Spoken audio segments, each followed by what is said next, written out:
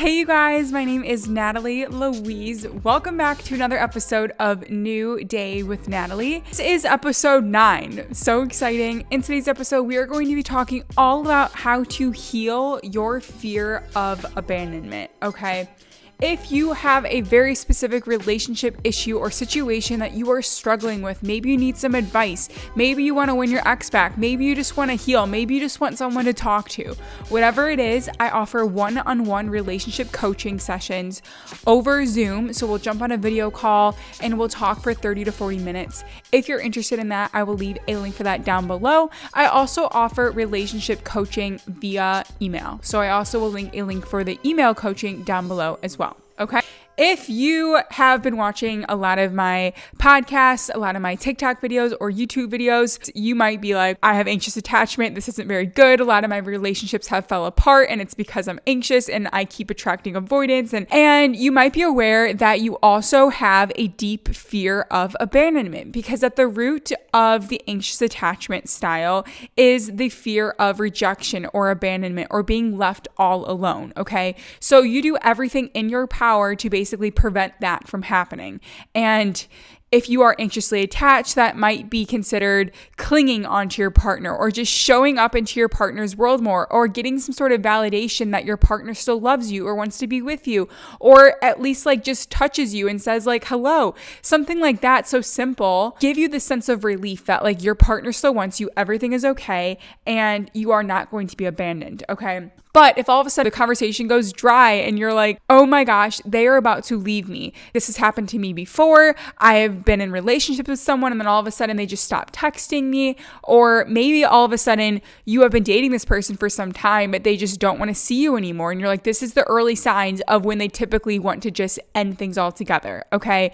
And your fear of abandonment kicks in.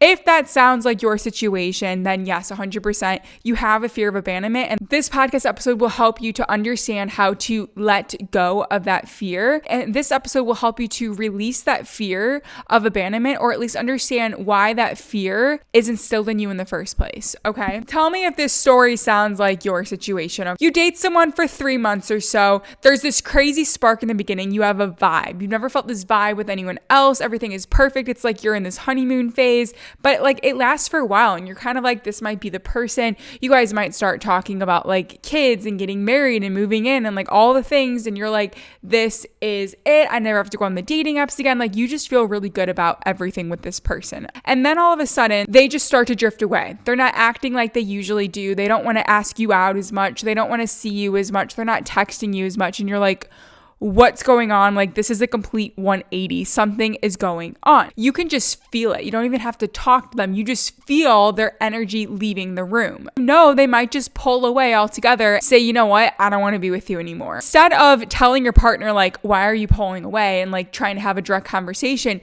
you just act like a people pleaser and act like this perfect person so that they don't have any sort of excuse or reason to break up with you, because you're just like this amazing, perfect person. So why would they break up with you? Right? In reality, your partner has already deactivated from the relationship. They are no longer mentally in the relationship. They're just physically there. And that's it. Okay. You stay in that relationship with them, even though you know they're not mentally there, because you just don't know why. You're just there. That's it. If someone asks you like, well, why are you still in the relationship? You would just say, I don't know. I just am. You think it's because you just don't want the relationship to end with this person. You think it's like, it was so good at one point. Why would I let go of this relationship? It's so good. I'm so happy with this person, right? And you just push aside all the bad stuff that has happened more recently. And all you think about is the good stuff. You change who you are and you start to act more like a people pleaser again, because you don't want to give that person, your partner, any reason to break off the relationship, right? And you just don't want to start all over and start dating someone from the beginning. But then you get to the point where your partner is so deactivated from the relationship, you can barely get their attention anymore. It's like you're wearing a really nice outfit or you're telling them a story and you know they checked out. It's like they don't even care. It feels like you're almost talking to a wall. It's like you're not even friends with this person anymore. It's like you don't know who you're talking to. And it's so painful to be with them. But again, you don't let go of them because you just don't know why. You can't let go. You know it's going to end. And at any point they could have this conversation of like, hey, can you talk for a minute? Or like, let's talk for a second. And you know, when they say those words, it's going to be over, but you just don't want to face reality. You finally learn later that the reason why you don't want to end the relationship, or in the past, you've never wanted to end any relationships when you get to that point, even when you know the relationship is stale and it should be over, you learn that that is because you are deeply afraid of rejection and abandonment, right? It's not even like, well, yeah, I don't want to be dumped. It's, I am terrified to be alone. I am terrified for someone to come up to me and say, I don't want to be with you. Goodbye, and leave you all by yourself. I get it though. Like, I honestly, if you ask anyone on the street, no one wants to be dumped because that never feels good across the board. I don't care what attachment style you are, it just doesn't feel good. Your fear of being rejected or left alone or abandoned, okay, goes as far as letting your ex-partner treat you like absolute shit for a very long period of time because you would rather be treated like shit by your partner than be rejected or be abandoned, okay? So instead, you just stay in these relationships long after they expired. And the thing is, it's not just romantic relationships, it's also like your work relationships. Have you ever been in a toxic work position and your boss is extremely toxic and you know it's not meant for you? You know that job is not meant for you. You're not happy there, but you still act like this amazing person. You're like, I love my job and I'm so amazing at this. Or you just put on a face for your boss because you have to get paid. But it's like, in reality, you don't have to stay there. No one's forcing you to stay there. You can always get another job. But for some reason, you don't want to go through the process of breaking away from this job because it's like you almost formed an identity around this job and your boss and you don't want to displease them. So you just stay there. You stay in the misery. It's hard for you to let go. And then maybe at some point your boss fires you and then they let you go. And like your greatest fear comes to life. Same thing with your romantic relationships. Your boyfriend or girlfriend is finally like, I just want to let you know I can't do this anymore. It's over. And then your biggest fear comes to life. Maybe this fear of abandonment, it goes deeper than I'm afraid of being alone in relationships or afraid of being dumped from my job and having to find something else. It goes deeper. Like your fear of abandonment goes into your childhood or maybe a previous relationship where you formed a wound that never actually healed. In this episode, we are going to talk about that wound and why you have not healed that wound and what that wound actually means. In the process of getting over your fear of abandonment, you really have to learn how to reprogram your mind to not be afraid of abandonment or fear rejection. And obviously it's uncomfortable. It's not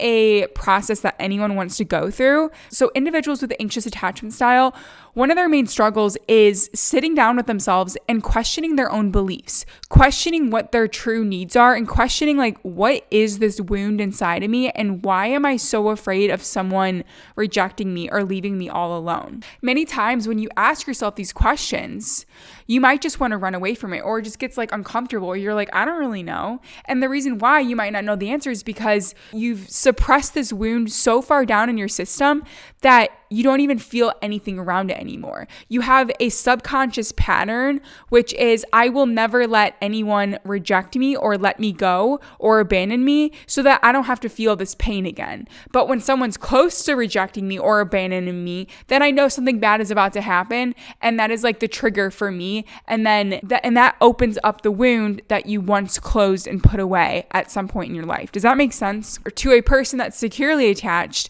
if they were rejected or abandoned, it would be frustrating, but it's like you get over the process. If you are in a sticky situation where you know it's not meant for you, you're not afraid to be like, I'm out.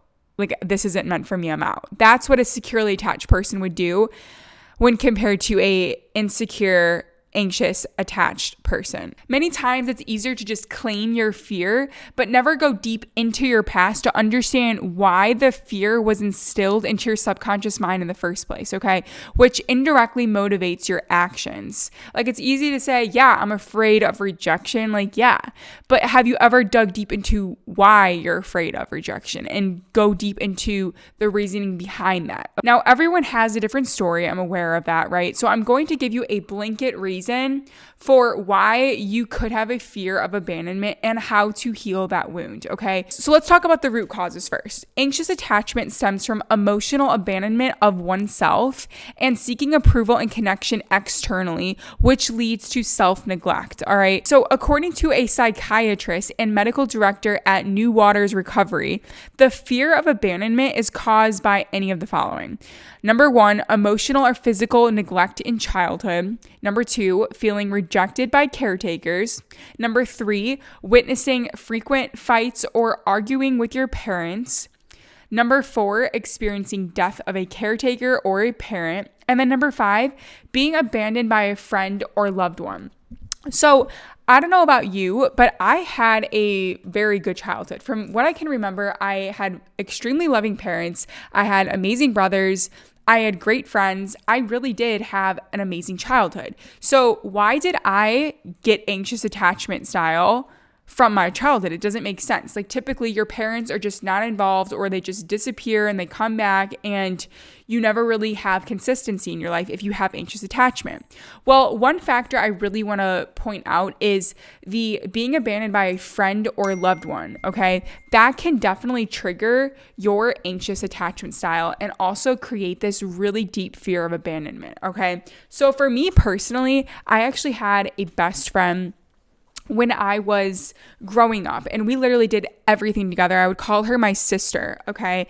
And I knew her family super well. Like I'd sleep over there all the time and vice versa. She knew my family super well. Sophomore year of high school, she randomly said that her mom got a new job and she was moving. And I was heartbroken because I did everything with this girl. Like she knew all of my secrets. She knew everything about my life, and I knew everything about her. And I never had a boyfriend at all. And we were just like each other's best friend. Like we literally did everything. And then all of a sudden she's like, I'm out, I'm gone. And it kind of felt like the rug was just pulled from underneath me. And I didn't know who to trust. It was extremely painful. I felt like I was all alone because I had no other friends beside her. I had like surface level friends, but it was nothing deep like the connection that I shared with my best friend. And so when she left, I was so hurt. I remember when she told me, I couldn't even tell my family because I was literally in tears every time I would think about the concept of her leaving. And so when I finally mustered up the courage and strength to tell my family, I started crying my eyes out, and I think I had to like write it on a piece of paper just to like get it out of my system. And they just were there to support me and love me, but I just suppressed all those emotions after I told my family, and I went into sophomore year of high school. I suppressed all the emotions, and I was just like, all right, I have to start over. I have to make new friends. I have to survive on my own. I guess there were some avoidant qualities in me as well, but I really did have this intense fear of rejection and abandonment after my best friend left me, because when I did start to date like one guy in high school and then a couple guys in college, I was extremely afraid in the back of my mind they were going to leave me as well. And sure enough, they all did, okay? And so that's where it really can form. It doesn't have to be terrible parents or just caretakers that weren't there for you all the time, or like having this intense like abusive relationship with your caretakers. It doesn't have to be those things. It can just be something simple like your best friend leaving, or someone that you really loved in your life all of a sudden leaving, like a neighbor that you really leaned on, or maybe a teacher that you really loved died or something like that. It can really just cause this incredibly painful wound inside of you, okay? I just want to point that out because I don't know about you, but I always hear a lot of podcasts and videos and articles that I'll read will say like you have to have like a terrible upbringing to have anxious attachment, and I don't think that's the case at all. It could just be something like losing a friend, okay? In addition to other things. So now I want to talk about the triggers and emotional storage that is a part of the fear of abandonment, okay? So since you have experienced some sort of trauma in your upbringing, okay, due to abandonment, you have an unhealthy view of intimacy, and you might encounter different trust issues. You might struggle with power dynamics within your relationships, and you might not really ever feel safe in your relationships because at any moment they could leave you. And you might also struggle with self-esteem issues, okay? All these things stem from the fear of abandonment. Okay. So like when my friend left me and I was all alone, I definitely had a hard time trusting other people. Like I trusted my family with my life, but trusting friends, no. It was hard for me to build deep and intense friendships with people because I didn't know if they were going to do the same thing to me and just like leave out of nowhere. And then when I got into romantic relationships, I felt a very similar dynamic. I also never felt safe. Like trust issues and safety kind of go hand in hand. Whenever I got into a romantic relationship, and honestly to this day still, it takes me a very long time to get comfortable with someone before I get intimate at all. And that's also just like a personal strategy that I do just in terms of like my self-respect. But I don't like to get intimate with anyone until I know them on a very deep level and we share a connection. Otherwise, it's just like you're bouncing from person to person to person. But I also am like that because I don't trust people, and it's hard for me to open up in that way because I'm afraid they might leave. So all these categories can really make it hard for you to form these solid relationships and daily functions, as well as in your romantic relationships too. So I read this study where a team of researchers led by a Penn State graduate student researched the connection between interpersonal skills and family factors, and they wanted to know how that impacted romantic relationships, okay? They examined data from about 10,000 different people in a variety of different communities, both rural and semi-rural. So what they did when the kids were in grades 6, 7, and 9, they asked them about their assertiveness, positive engagement with their families, family climate, and effectiveness of their parents' discipline methods. And then when they were between ages 18 and 21, they were asked to rate the violence levels, problem-solving skills, and amount of love they felt in their romantic relationships, okay? So the conclusion was this. The researchers found that young adults from families that were cohesive, organized, and without much conflict were much less likely to be in romantic relationships with violence or poor problem solving. However, neither the family climate nor parenting practices were linked to feelings of love in the relationship, okay? What this study is saying is if you have a very positive environment with your family when you are growing up, like you have parents that support you and you feel like you can be emotionally open with them and they will always be there to love you and support you, then odds are you will have successful romantic relationships growing up in the future, okay? And that's because you had an example of what a successful relationship looks like and you know how that's modeled out for you when you were younger. So basically you're going to do the same exact thing when you are an adult, okay?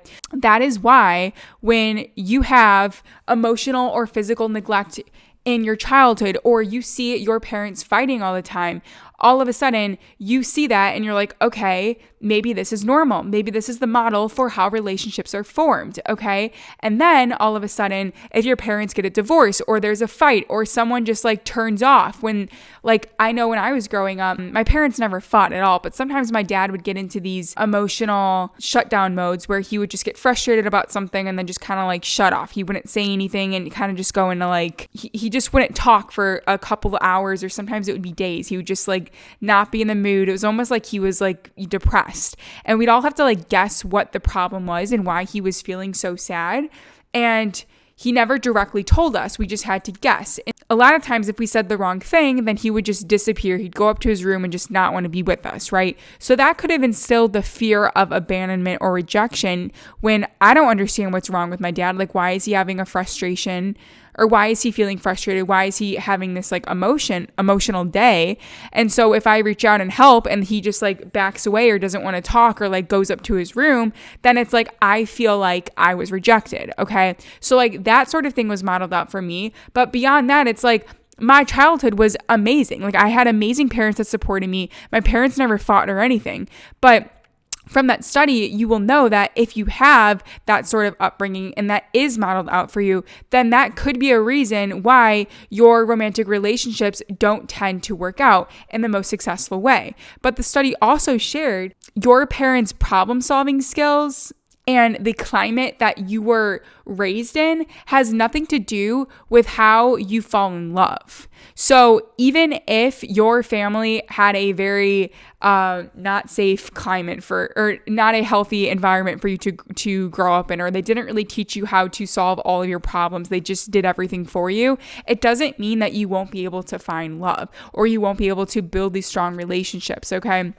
And in terms of fear of abandonment, it doesn't have anything to do with that as well, okay? So I just wanted to bring this study up because it's interesting to note that if you did have a strong relationship with your family growing up and they modeled out exactly how to share your feelings and how to support and love the people that are in your life, then many times that's what your relationships will look like, and that's why you would not have a fear of abandonment. Going off of that, on a daily basis, we have over 60,000 thoughts, believe it or not, and about 95% of those thoughts are governed by the subconscious mind, okay, without us even thinking. So within our subconscious mind, we house a reservoir of emotional data and different memories and different feelings that are all tied to our memories or traumas that we might have experienced, okay? So all of our hurts, all of our fears, all of our insecurities, all of the things that we, did wrong, or any of our regrets or mistakes that we have in our life are all stored within our subconscious mind, okay? And all the feelings that are tied to all of those experiences are stored within the subconscious mind, okay? So since the subconscious mind directs most of your thinking, we usually think based on our emotions. Okay, so if we never heal the emotional trauma that's stored within the subconscious mind, then that means everything you do on a day-to-day basis, you're basically looking at everything you do through the filter of your subconscious mind, which means you're looking at it through the filter of these patterns that you've built up in your subconscious mind based on the trauma that you have experienced and stored and have never actually processed, okay? So basically, you are going to repeat the same patterns in your life over and over and over again as a response to life. And you're going to use the same energy that you once picked up through the trauma. So in other words, you are transferring the pain of old hurt onto your current situation in life, okay? Your patterning from childhood, or the way that you saw the world as a child, is basically repeated into the future, into your adult relationships, okay? This is how you reprogram your mind to basically not feel fear of abandonment, okay? So if you read the book, The Body Keeps Score, it's actually a really good book, I recommend it. The author writes, the body can remember trauma even if we're unaware of it, okay? That's what I mean by like everything is stored within your subconscious mind, and your body is storing all that trauma as well, okay? There are different therapies that can help you to connect your body and mind to remove some of that trauma from your body. And those therapies include cognitive processing therapy, or CPT, prolonged exposure therapy, or PE, and eye movement desensitization and reprocessing therapy, EMDR. And so any of those therapies would be a great option for you to help you to reprogram your subconscious and remove that trauma or remove that fear from your body, the fear of abandonment, okay? So what we need to do is actually reprogram the subconscious trauma that's stored within our mind. So according to Charlie Health, subconscious trauma is defined as developing habits, behavior patterns, and beliefs due to traumatic events that we may not even remember or recognize as harmful, okay? There are a couple of steps you can take to reprogram that subconscious trauma out of your mind. The first step is to acknowledge and label your emotions, okay? So understand where you're at and put a spotlight on the trauma, and just understand what emotions are coming up when you play that painful memory in your head, or just what type of emotions are coming up for you, okay? And label those emotions. The next step is to process those emotions, okay? Why are you feeling those certain emotions over and over and over again, okay? And what do they mean to you? The next step is to choose a new belief. Also, come up with evidence that will back up that new belief. And then finally, repeat that process over and over. So if you didn't know, in order to reprogram your subconscious mind, you need to combine both emotion and repetition, and that is how you reprogram, okay? So I'm going to give you an example of how this process would work, all right? So step number 1, like I said, acknowledge and label your emotions. Say this is the example. I feel scared when someone is about to break up with me, okay? The next step would be to process the emotions. What do they mean, and why are you feeling these certain emotions over and over? So I would say, I feel scared because being alone makes me feel weak and useless, just like my parents made me feel when I was younger. Now, this is just an example, okay? Now, the third step is choose a new belief with evidence and emotion. So I would say, I will feel more comfortable if a breakup happens because a new chapter of my life is about to unravel. Okay. So that's my belief. Like every time a breakup happens, it's fine because I'm about to step into a new chapter of my life, a new era, and I'm excited about that. Okay. So then what I would do is just repeat that belief over and over and over again. Okay. And the evidence behind that is every other breakup I've had so far has brought me to the exact point I'm in today. So, and I'm proud of who I am today. So I would just repeat that belief to myself over and over and over again on a daily basis, multiple times, until it is locked into my subconscious mind. Okay. And when you repeat that process over and over, that is how you help yourself to reprogram the fear of abandonment out of your mind, okay? And obviously, fears are fears for a reason. It's because you're protecting yourself. You don't want to actually touch the fear itself. You want to run away from it. So that's what this practice is helping you to do. You are touching your fear head on, and you are choosing a new fear with evidence that makes more sense for you, okay? Because many times the fears that you pick up are something that was programmed into your mind when you were a child, when you didn't know anything else, okay? And it was modeled to you when you were a child, when you didn't know any other way of handling the situation. So now that you are an adult, you can look at the child version of yourself and be like, listen, it's okay. I've got you. This was an old way of thinking, and I'm going to show you a new way of thinking that is safer and will be better for us, okay? It's like you're parenting the younger version of you, all right? In order to heal these wounds, you actually have to prioritize self-connection, okay? And you have to focus on meeting your needs and challenging your self-abandonment behaviors. And what I mean by that is you have to show up for yourself and, like I said, parent the younger version of yourself. You need to connect to yourself and understand why this is such an intense fear for you. And you need to meet your own needs. You need to come to the table and be like, if this is your fear, I've got you. It's not going to be your fear anymore because of XYZ. This is the new belief because of XYZ, and I've got you. It's okay. And you can even ask yourself, like, why does that even make sense? Why are you so afraid of rejection? Because every time you've got rejected in the past, you've always gotten through it, and you've dated other people that were better than the last one. So probably you're going to date someone else in the future that will make you even happier. So like, why are you afraid of rejection again? And so, like, when you challenge your own beliefs and you stand up for yourself and you give yourself a new belief with evidence, you are helping yourself grow. And in the process, you are helping yourself to heal those wounds of the fear of abandonment. Okay. So I hope this really helped you out. I know it's kind of like, it's one thing just to like hear the process, but it's another to actually practice and implement it. So I would definitely recommend doing this on a day-to-day basis. I know this is what I did for myself personally. I did a lot of inner child work. I would like light a candle and just like write down all my fears and just go through them and understand like why they bothered me in the way that they did. And then it helped me to work through those fears and create new beliefs, okay? If you are struggling with anxious attachment style and you're struggling with the fear of abandonment and you're like, I just want to be secure. I want to have secure relationships. I want to feel fulfilled. I don't want to feel like I have to check my text every 2 seconds to see if my partner still loves me. I just want to feel happy, safe, and secure. Then I really encourage you to sign up for my 90-day accelerator program, going from anxiously attached to securely attached. In this program, we will work together for 90 days. You will have texting access to me for 90 days. I'll literally be in your back pocket. You can ask me anything. I'm your coach for 90 days.